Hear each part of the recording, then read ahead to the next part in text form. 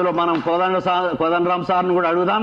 ప్రజా ఉద్యమాలలో అనుభవం ఉన్నది కాబట్టి ఒక తెలంగాణ ఉద్యమం లాగా ఈ విద్యా ఉద్యమం ఉంటే తప్ప ఈ తెలంగాణకు అనేది ఇక మనకి చైతన్యమైన తెలంగాణ అని అంటూ ఉంటాం అప్పుడప్పుడు. కానీ ఇవాళ నిజంగా చెప్పాలంటే నాకు అనుబుద్ధి అయితలేదు, కానీ అజ్ఞాన తెలంగాణగా మారిపోతుంది. ఉన్మాద తెలంగాణ అజ్ఞాన తెలంగాణగా మారిపోతుంది.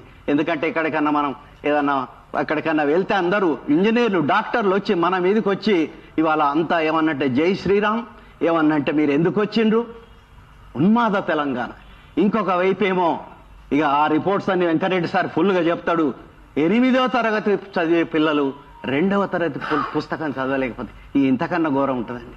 కాబట్టి మిత్రులారా ఇంకెక్కువ మాట్లాడకుండా నాకు ఈ అవకాశం ఇచ్చిన మిత్రులకు ధన్యవాదాలు తెలుపుతూ సెలవు తీసుకుంటున్నాను.